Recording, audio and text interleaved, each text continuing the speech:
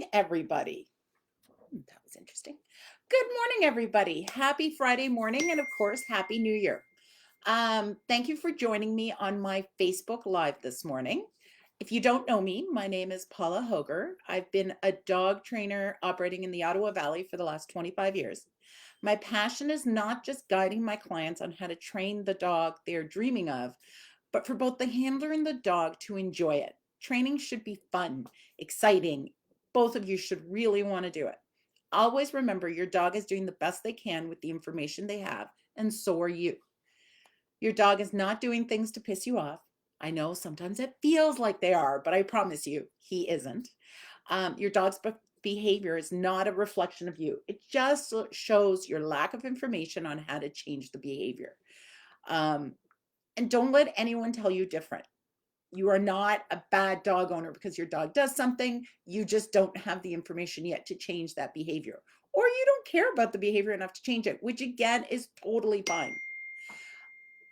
Whether you choose to train with me or another trainer, find a trainer that is respectful to you and your dog. Um, a trainer that teaches the dog, not just corrects them. I see so many sites that um, it's all about correction. It's all about teaching the dog what not to do. No, you really want to be teaching the dog what to do. I'm not saying you should never correct your dog. I'm saying first you have to earn that right by teaching them what they're expected to do. A trainer that empowers you as a dog owner, not just belittles you. As I go through this live, feel free to ask questions in the comments. I will answer throughout the live, so just ask away. If you are listening to the recording, let me know by using #replay in the comments section. And please feel free to ask anything as you watch the playback, as I will regularly check back to answer questions. For those of you on the call, say hello. I love to hear from you. And this week, I want to hear your favorite winter activities with your dog. That could be snowshoeing, cross-country skiing. That could be um, sitting on the couch, in front of the fire, reading a book with your dog sleeping next to you. What is it you love to do with your dog in the winter? While we give people a couple minutes to join us, let me tell you what I've been thinking about this week. I was just talking to my husband the other day of the benefit of experience. I have a 12-year-old son, and stuff comes up all the time. This is my first child. Sometimes stuff comes up, and I'm like, is this normal? Is this abnormal? Should I be worried? Is this going to pass? With dogs, I know what is normal, and I know what's not a big deal and what needs to be addressed. With my son, I have no idea and have to depend on others' experience to make decisions, which is scary because you never know if what they're telling you is your correct path. I'm not saying the information they're giving me is wrong, but it might be wrong for me or it might be right for me. But of course, you don't know, which is the hard part. And I get it. That's what happens with you guys, with your dogs. So much information out there, and you want the best for you, your dog, your family. But sometimes it's really hard to figure out what is where you want to end up. For example, my lovely Miss Wicca, my 10-month-old border collie puppy, is in full-blown adolescence. So I get all sorts of weird behaviors that I expect being full-blown adolescents. One of the things she's starting to do is she's starting to range further than I want her to on our off-leash walks. Usually when I walk my dogs off-leash, other than checking that to make sure they're still around, I do my own thing and I let them do their own thing. Usually I'm listening to an audiobook or I'm just enjoying the scenery, the nature, whatever. In the last couple of weeks, Wicca's going out of sight more and more. This is normal in an adolescent dog and doesn't surprise me. And I was actually waiting for it to happen and surprised it didn't happen till she was 10 months. Not every dog does it. My previous border collie Spec never left me.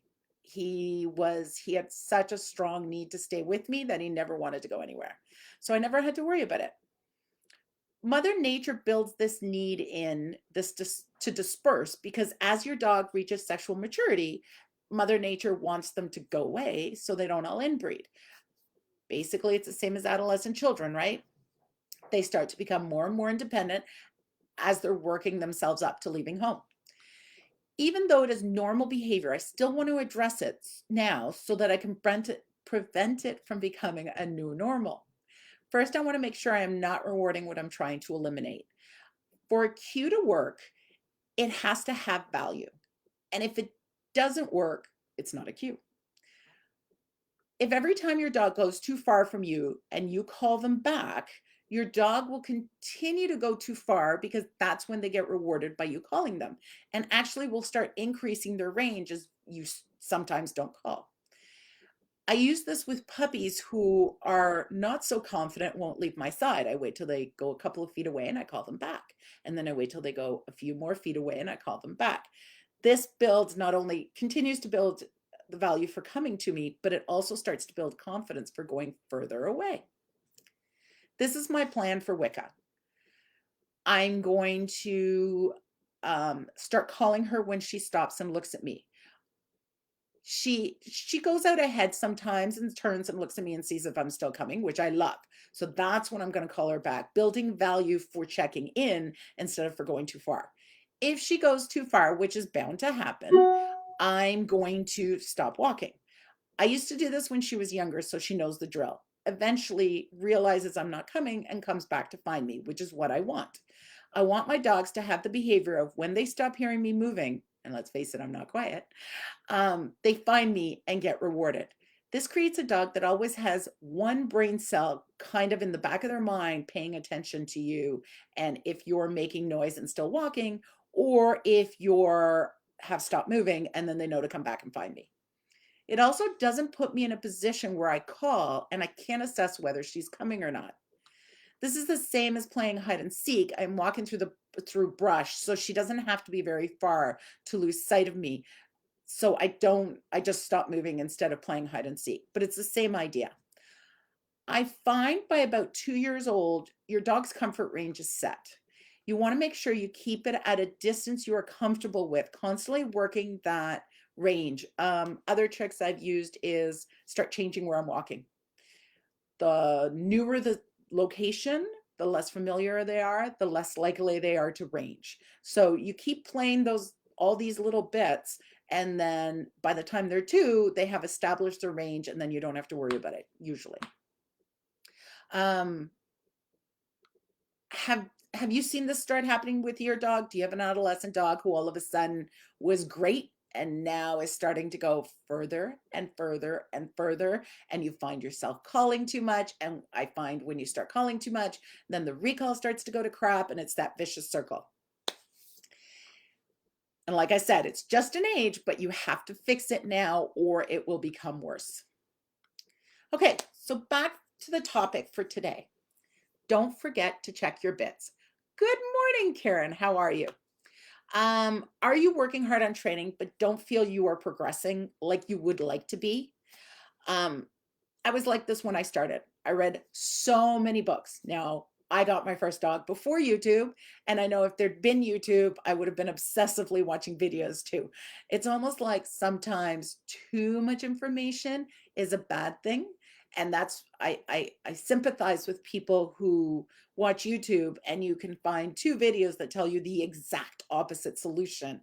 And then you have to decide what's going to work for you, and that's tough. Um, Now I know the reason I wasn't progressing was all the bits. Yeah, my dog sat when I had a cookie, but when he saw the dog across the street, excuse me, there was no way he'd sit. Why? What was I doing wrong? All the little details that make huge differences that the beginner dog trainer doesn't even see because they're too busy looking at the big picture because there's so many things to learn. Ever hear the saying, the devil is in the details? The saying reminds us that the details are important. The yucky part is when things don't work, we don't look at our training or we don't look at the details. We blame ourselves or we blame the dog. Is he dominant? Is he stubborn? Is he just bad? Is he maybe not smart? I love how people are like, he's so smart. And I'm like, all dogs are smart. There's no such thing as a dumb dog. There's just some dogs have to be explained different than others. And maybe sometimes you question yourself. Why can't I figure this out? I must be doing this wrong. The guy across the street can do it, no problem. His dog's great. I don't have the skills to accomplish this. I am not a good enough dog owner. If you have listened to me for a while, you know none of these statements is true. They're all wrong, and they are not, and the biggest thing, they are not helping you train your dog. We're looking for solution. We want to be solution-based training, not intimidation, guilt, any of that. You want to just go, okay, what do I have to do to figure this out? Regardless of the behavior you are training, the first step is clarity. Knowing exactly what you want is the key to training. When you can picture the behavior or skill in your head, you will see the details you need to have. And when you picture it, try to picture it step by step, not just, I see my dog sitting. Where are you? Where's the dog? Where is the distraction? Really try to get the details in your mind. One example of this is treat placement. Treat placement is super important to the final product. When working stationary positions such as sit, down, or stand, you want to make sure you deliver the reward in the dog's mouth. For example, when rewarding a sit, if the handler puts the food an inch away or so from the dog's mouth, the dog reaches forward to get the food and you give him, and then you reward him for that. So this, picture this is the dog's mouth. Most people do that. And it's funny, I've been doing this for a very long time, and there's so many things that just humans do. This is one of them. This is the dog's mouth. This is where we put the treat. And then the dog does this every time. Well, when the dog's doing this, if you now stop the treat here, I guarantee you your dog's going to do this, getting completely out of his sit. I bet you he's already getting a tiny bit out of his sit here, but when you go here, the dog completely gets out of his sit. And then you're like, no, sit, what are you doing? But honestly, you have been rewarding this over and over and over, and the dog is just doing what he was trained to do. So, when the treat is further away, the dog will still reach for the treat and come out of the sit completely, like I was saying, because this is what you are teaching him. You should video yourself and see if this is what you are doing. I'll talk a little bit about videoing later. Videoing is a huge help in training dogs because you miss so much when you're in it, and videoing helps you see it. You are really rewarding the dog for coming out of the sit, not staying in the sit. The result is the byproduct of making working on stays very challenging. So if you have a problem with duration in your sit behavior, just take a moment to notice what your dog does.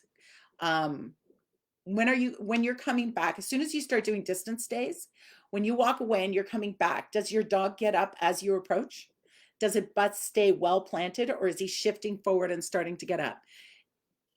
This tells us he is used to reaching for the treat, and how you fix that is you being more aware of where your treat placement is, not necessarily the dog's not doing it wrong. It's what you've rewarded. Hi, good morning, Debbie. Happy New Year. Okay, so many people have a problem with their dogs jumping for food. I see this all the time with my clients. It all comes down to reward placement. Let's say you are rewarding the dog for coming. So your food is in your hand and we hold our food. Let's say you can't see me, but pretend it's at my waist, right? So your food is here, pretend this is my waist. And as your dog starts to come, so about 3-4 feet away, we start to do this. Now, what happens is the dog starts to launch at you from 2-3 feet away because, he's being super helpful and helping you get to the food quicker. So then he gets yelled at for jumping. And then you tell him sit and reward him. That's not what we want. We really, really want to reward the come. They say it's like under a second to pair the food or the reward with the behavior for it to connect. If your dog comes and sits and then you reach into your pocket and pull out the food and then reward them, you are really rewarding. Actually, in that case, you're rewarding staring at your pocket. If you had the food in your hand, you'd reward the sit. But if you want to reward the come, you need to reward him as he's approaching. I get my students to take a step back and reward as the dog's approaching, building value for the movement of come. Come is not a stationary position. It's a movement. The solution to them jumping is reward low, under the height of the chin of the dog. So again, if this is the dog's head, I want the food to come up like this instead of down like this. If the dog's looking up, he's going to start bouncing up. But if the dog looks down, he's going to start looking down, coming in, looking down. So my rule is between your legs, under the height of the chin of the dog. So that means with puppies, your hand is almost on the ground. And with short dogs, let's say a dachshund, it's always on the ground. Think of it as your squat workout. So do you have that problem? Is your dog jumping as he's approaching for coming when called? Start looking at where you're rewarding. I promise you, rewarding low will get rid of this problem in no time. With little kids, when I play this game with little kids, I have them place the cookie between their feet. It's hard for little kids and little kids depends on could be up to like 12, 13. Kids, I find, have a very hard time delivering food to a dog because they're kind of like this. If they place the treat between their feet, the dog gets into the habit of coming in and looking for the food between the child's feet, preventing jumping, preventing grabbing at hands, preventing all sorts of stuff, but allowing you to play recall games with even a 2-year-old, because all you're doing is you can do it for them. You can get them to call and you can place the cookie between their feet. Okay, moving on. Another bit to remember is make sure you are using the food to reward a behavior, not to create a behavior. This is such a tiny difference in what you do, but makes a huge difference in what you are teaching. Have you ever heard anyone say, my dog only comes when he sees the food? This happens because the person has presented the food before calling the dog. The cookie becomes the cue for come, not the word come. If when building a skill, you present the reward first, you may end up with the reward being the cue. How many of your dogs will sit when they see a cookie? That is, so in that case, it's not the sit cue or the verbal or the hand signal that's causing your dog to sit. The sight of the cookie becomes the cue to sit. For my dogs, the sight of their food bowl cues them to go into their crates because they get fed in their crate. When I used to not feed in their crate, the sight of their food bowl cued them to go sit in their spots that they got fed. So there's a lot of times inanimate objects become cues for behaviors. And you just have to make sure, and there's nothing wrong with that. You just have to be aware of it. So, like I was saying, a cue is a cue as long as it works. So I didn't care that the sight of my food bowl meant run into their crates. So you shouldn't care if your dog comes for the word cookie or you holding your hand out the backyard door pretending you have food. That's perfectly fine as long as it works. It's a cue. If you then want to change it to a cue that you would rather use, such as come or here, then all you do is say the word. So let's say I'm teaching here. I would go here, and then I'd shake the bag of cookies, and then the dog would come in and I'd reward. So eventually the word here means come. Does that make sense? Good. Okay, another bit to think about. Staying with the recall example. This one is more important because you end up reinforcing the behavior you're trying to eliminate. So often when a dog doesn't come, the reaction is to reach for food. We don't even think about it. Again, it's one of those things humans do. Always keep in mind the sight of the food is a reward because the sight of the food has been paired with the reward. It predicts that a reward is about to come their way. If your dog makes the choice not to come and then you pull out food or pretend to pull out food, I've seen that. Oh, wait, I'll pretend to go in my pocket, my dog will come. Same idea. You are rewarding the dog for not coming because the cue, you reaching into your pocket, has value. So therefore you are putting value to them not coming. Always remember your response when your dog doesn't perform a cue is what can strengthen or destroy your cue. So if you call your dog and he doesn't come and you reach into your pocket and then he comes and you reward and you do this multiple times, then you are teaching him, wait till she reaches into her pocket before coming.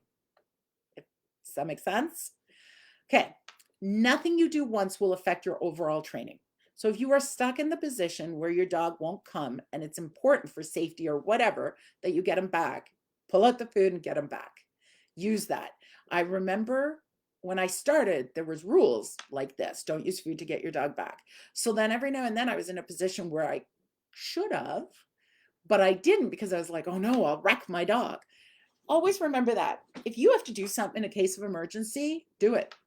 Get it done. If you need to get your dog back, dump your bag of treats on the ground and let him come towards it. But then also understand that this is a huge problem that you need to address by using management and training so you're never put in that situation again. But in case of emergency, do what you need to do. I know there's a lot of details to think about, and at first you become overwhelmed by, or I become overwhelmed by the choices in my head. Well, if I do this, this could happen. And if I do this, this could happen. If I do this, this could happen. And then I spin. So try to keep it under control. I want you to be aware of all these bits, but I don't want them to make you crazy. But I also want you, when you're aware of it, you can go, oh, you know, I'm doing this. What if I make it a focus to fix this, such as putting the cookie far away from the dog's face in the sit? The more you pay attention to these details, that will help you fix some of the problems you may be having. Releases. I wanted to talk a little bit about releases. Releases are underused and misunderstood in dog training. Releases are when you give your dog permission to go do something.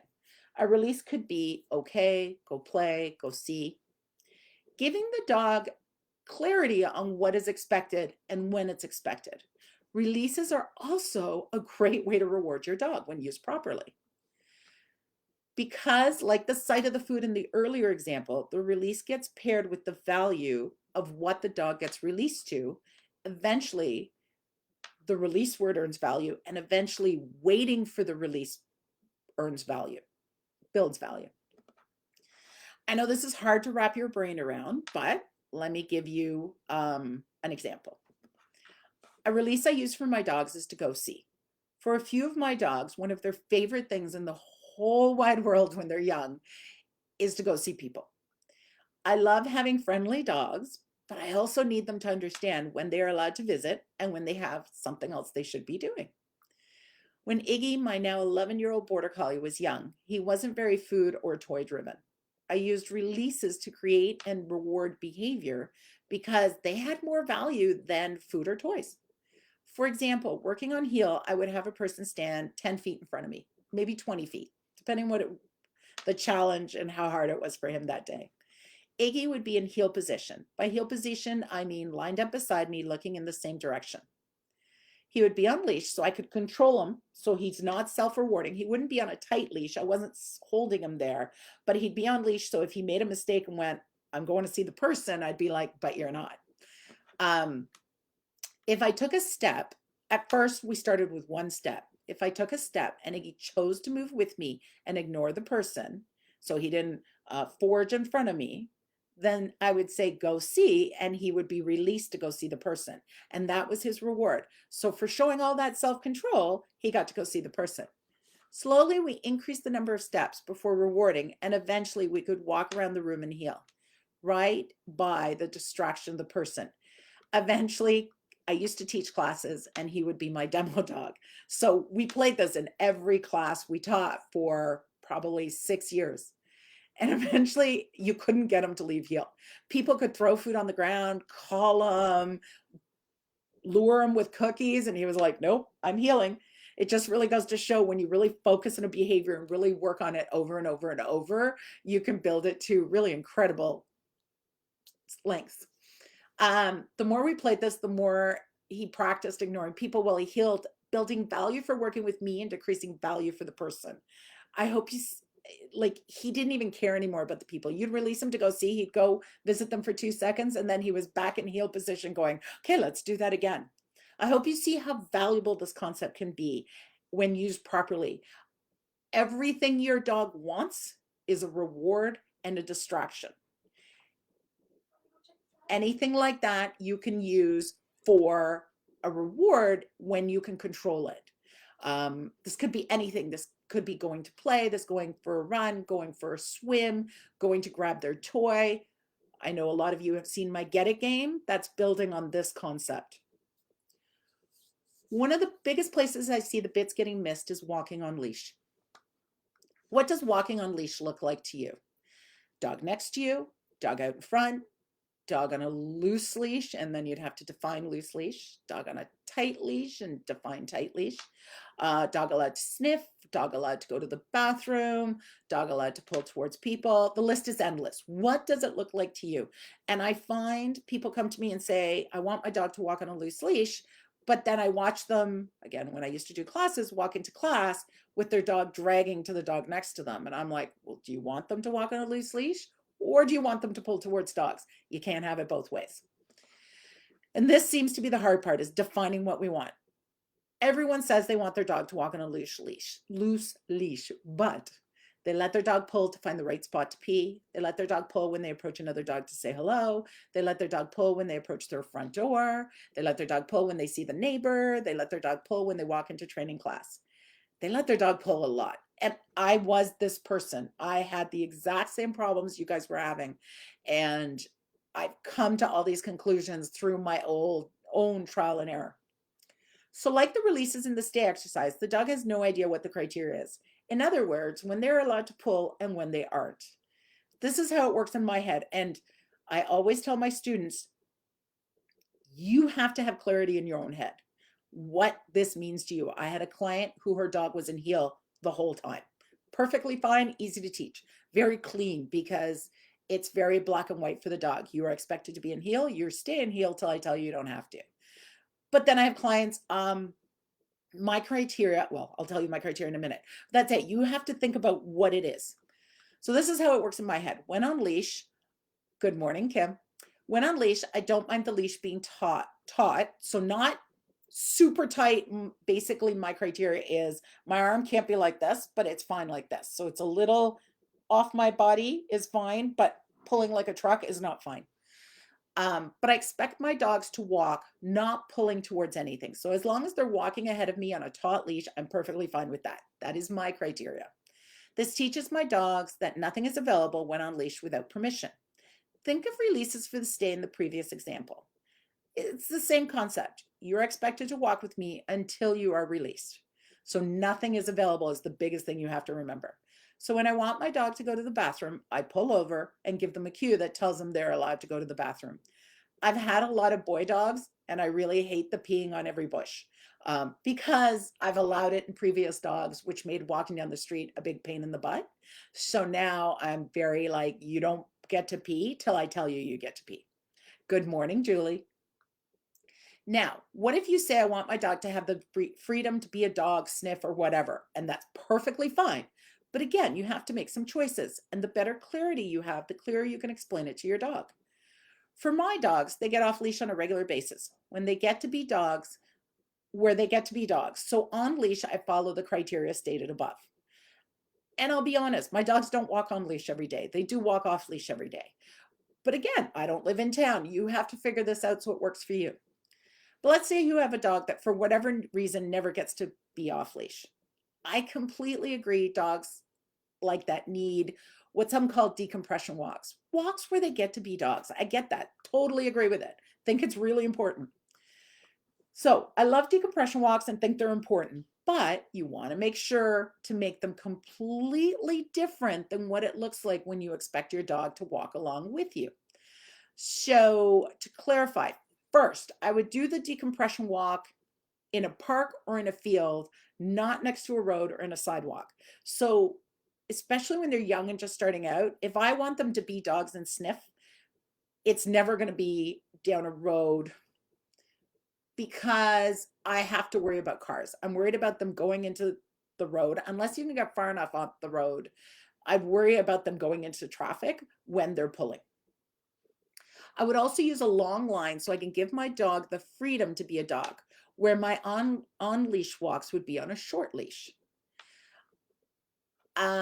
Whatever you decide you want to do, just take some time first to think about the situation, provide clarity so that your dog understands the differences. I'd also use a harness. So my dog, if he pulled is not being hurt. Make sure it's an actual harness designed for pulling. There's a lot of really poorly designed harnesses on the market right now. And that would feel totally different than a collar. All these cues telling my dog, this is how you get to behave in this situation, and this is how I expect you to behave in this situation. Back to recalls. Sometimes we fall into the trap of training not mimicking what we want in real life. Hopefully, you have all spent some time rewarding your dog for coming when called. Unfortunately, this is what it looks like for most people. Dog comes, grabs the cookie, runs away again. And that's perfectly fine when we're working on recalls and we call and they come and it's wonderful. As the owner stops rewarding, the dog comes, checks the hands for cookies from about 10 feet away, and then goes and runs away again. This isn't what I want.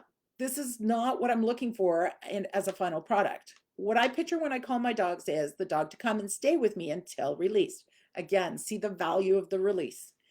That way, if I need to grab their collar or put them on leash or whatever, they understand to hang out till I say go play.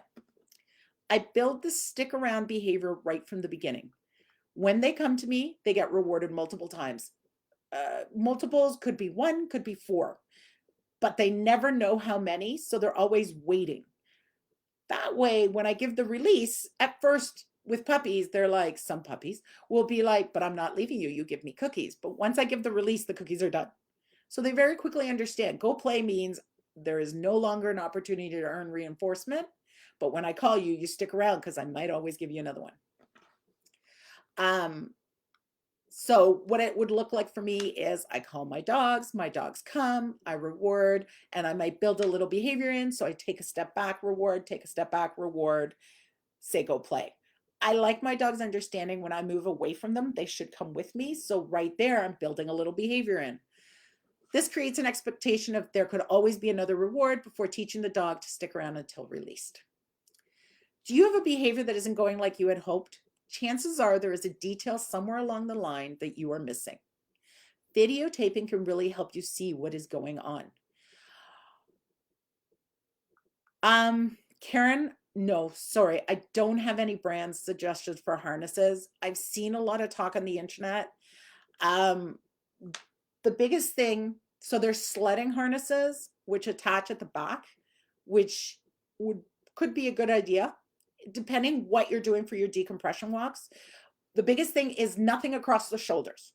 Anything down the middle, but nothing across the shoulders, because as soon as you put anything touching the shoulders, you're going to interfere with gait length, so how much they move forward, and then you're going to affect the length of their stride, which will, if you do it a lot, will eventually affect how their body works. So my scent work harness has stuff across the front. I bought it more for the ease of putting on and off because they don't really pull on it. And if they pull for 1 second on it as we're doing a scent exercise. So, but if I was, I do have sledding harnesses if I want to let them pull, like if I hook them up to a sled, or not with me, but with my husband, possibly skis. I have sledding harnesses that are called X-back harnesses and are better for that. Check out skijoring places. They will probably have really good harnesses. Okay, back to videotaping. There are so many details you will not see when you're actually working on an exercise, but will be clear as day when you watch your video. I cannot tell you how much when I watch my videos, I'm really good at videoing. I'm not so good at watching, but I always see stuff when I watch my video where I'm like, oh yeah, that's not working. I need to fix that. Where I've done the exercise 3 times and haven't seen it. Haven't seen that problem. So yeah, watch your videos. Your mental state will also be different when you watch the video and aren't in the thick of things. There are times when I've watched my videos of a session and I wasn't very happy after the session, but then when I watched the video, I was like, oh, so many great things happened, especially to me when I do agility runs. With my old Akita, I'd come out of the ring going, oh, that wasn't very good. And then I'd watch the video and I'm like, no, that was fine. So yeah, video. You can get tripods on Amazon. Sometimes I've seen them at the dollar store. You can get the ones called Gorilla tripods, which are like this, and you wrap them around stuff. You can get, this is a cell phone holder. I found them for $2 at the dollar store. So yeah, These things are great. I wrap them around a chair, a doorknob, whatever, and use them to videotape.